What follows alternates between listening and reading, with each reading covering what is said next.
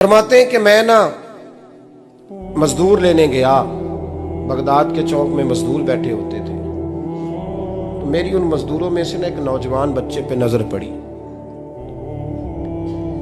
बड़ा कमजोर सा वजूद था, लेकिन चेहरे पर इबादत का निशान था। माथा बताता था कि नमाज का बड़ा ख्याल रखता है। मैं उसके करीब गया। चेहरे भी बड़ा कुछ बताते हैं ना, चेहरों में भी बड़ी रानाई होती है। फरमाते हैं मैं करीब गया, मैंने उसको कहा बेटे मजदूरी करोगे? तो कहने लगा मजदूरों में बैठा हूँ तो हुजूर मजदूरी के लिए ही तो बैठा हूँ। तो मैंने कहा कि चलो फिर। कहने लगा नहीं मेरी कुछ शर्तें। मैंने कहा बताओ। कहने लगा पहली शर्त यह है कि लोग 4 दिनार दिहाड़ी लेते हैं, मैं 3 दिनार लूँगा। मैंने कहा यार भाई तो बड़ी बेहतरीन है, बाकी भी इस तरह की रख ले। उसने कहा हुजूर दूसरी शर्त यह है कि मैं आपकी मुकम्मल बात मानूंगा, लेकिन जब अजान हो जाएगी फिर आपकी नहीं सुनूंगा। तीसरी बात उसने ये की कि हुजूर मैं आपके घर में काम करूंगा पर आपके किसी सवाल का जवाब नहीं दूंगा।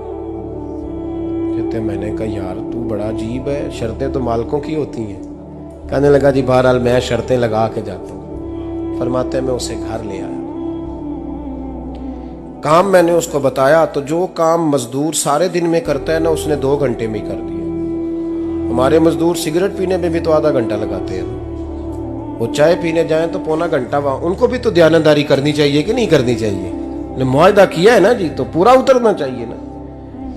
कहते 2 घंटे में। अब काम जब बंदा शुरू कराता है तो काम और निकल आता है। कहते काम मैंने उसको और बता दिया, वो करने लगा। उसने मिट्टी निकाल के रखी थी बाहर रास्ते में, तो अजान हो गई जोर की। उसने वहीं कुदाल छोड़ी कही और चलने लगा। तो मेरा बेटा कहने लगा इसको जरा बराबर कर दो। कहने लगे चुप कर जा, तेरे बाप से बात हुई थी, जब अजान होती है तो मैं किसी और की नहीं सुनता, सिर्फ अल्लाह रसूल की सुनता हूँ। कहते मस्जिद चला गया, नमाज पढ़ के आया तो दोपहर का वक्त था। मेरी बीबी कहने लगी इसको को खाना खा ले। कहते हमने कहा खाना खा लो, तो कहने लगा मैंने रोजा रखा हुआ, रमजान भी नहीं था, नफली रोजा रखा हुआ। फरमाते हैं शाम हुई, मैंने 3 दिनार दिए। तो मैंने कहा तेरा नाम क्या है? कहने लगा मैंने आपसे कहा था मैं किसी सवाल का जवाब नहीं दूंगा। तो वो चला गया। अगले दिन मैं फिर लेने गया उसे, काम कुछ और निकल आए। तो लोगों ने बताया वो सिर्फ हफ्ते वाले दिन आता है। मैंने कहा क्यों? कहने लगे जी वो कहता है मेरा हफ्ते का खर्चा 3 दिनार है, जब 3 दिनार कमा लेता हूं तो बाकी सारा टाइम अल्लाह रसूल की जिक्र में गुजार दिया करता हूं। फरमाते हैं अजीब। अगले हफ्ते मैं फिर लेने गया, मैंने पूरा हफ्ता इंतजार किया कि काम उसी से कराना है। मैं जब गया तो मैंने कहा चलो। कहने लगा मेरी शर्तें याद है ना? और मैंने कहा याद है भाई साथ चल। फरमाते हैं काम कराया, 2-3 हफ्ते वो आता रहा। एक हफ्ते में गया तो लोगों ने कहा हुजूर आज नहीं आया। क्यों? कहने लगे बीमार हो गया। कहाँ घर है? कहने लगे बगदाद के कब्रिस्तान के पीछे जो कच्ची आबादी है उसमें रहता है। फरमाते मैं गया, दरवाजे पे दस्तक दी तो कहने लगा हुजूर आप हैं? दरवाजा खोला है, आ जाइए। फरमाते हैं मैं अंदर गया तो मैंने कहा तुम्हें कैसे पता चला मैं आया हूँ? कहने लगा हुजूर अल्लाह वाले हो, आप नहीं आना था, वरना अमीर तो गरीबों का पता लेने कोई नहीं आते। कहते मैं करीब गया तो कहने लगा मैं आपका इंतजार कर रहा था, तेज बुखार है, तप रहा। जेब से कुछ पैसे निकाले, कहने लगा ये पैसे रख लें। एक अंगूठी निकाली, कहने लगा हुजूर आज रात को मेरा इंतकाल हो जाएगा, इन पैसों का कफन खरीद के सुबह जनाजा पढ़ के मुझे दफन कर देना, और जब दफन करो तो ये अंगूठी लेके असर के बाद हारून रशीद के पास जाना। आप उसे कहना मैंने मिलना है पर वो आपको टाइम नहीं देगा। आप उसको आवाज दीजिएगा कि तेरी एक अमानत है मेरे पास, फिर वो आपसे मिलेगा तो अंगूठी दे दें, फिर आप मेरी तरफ से फारिग हैं। हजरत फरमाने लगे तेरा नाम? और कहने लगा हुजूर वक़्त थोड़ा है, आज रात मैंने जाना है, बड़ी लंबी माफ़ी मांगनी है रब करीम से, अगर मुनासिब समझे तो मुझे अपने रब से तन्हाई कर दे दे। फरमाते हैं मैं आ गया पर उसकी बातों ने मुझे सारी रात सोने नहीं दिया। फरमाते हैं सुबह बड़ी मुश्किल से सूरज निकला, मैं गया दरवाजे पे हाथ रखा तो दरवाज़ा खुला हुआ था। अंदर दाखिल हुआ तो खुशबुएं मेरा इस्तकबाल कर रही थी। जब चेहरे से कपड़ा हटाया तो उसका तो इंतकाल हो चुका। इंतकाल हो चुका है। ऐसे है जैसे किसी का दीदार करके सोया।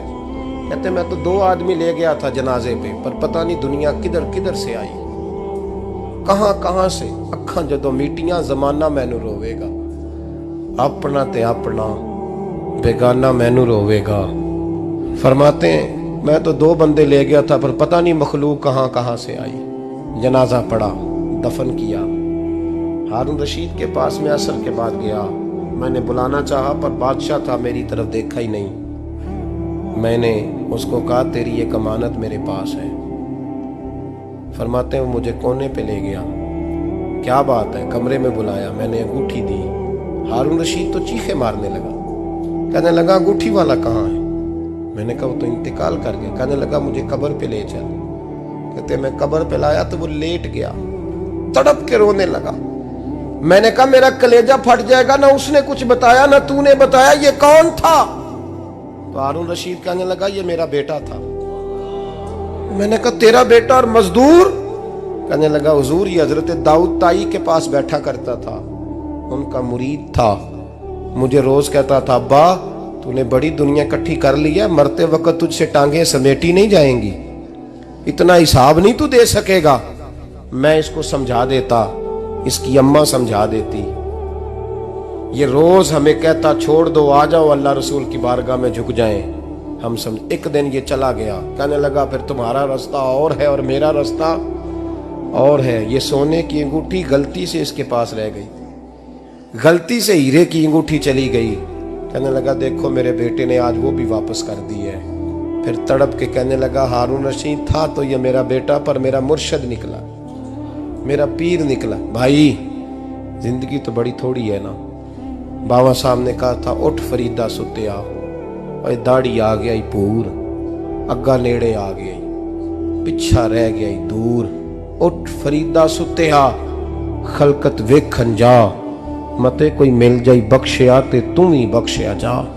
उठ फरीदा सुत्या झाड़ू दे मसीत, तू सुते रब जागदा तेरी डाडे नाल परीत। मेरा रब हमें भी अपनी बारगाह में कबूल फरमा।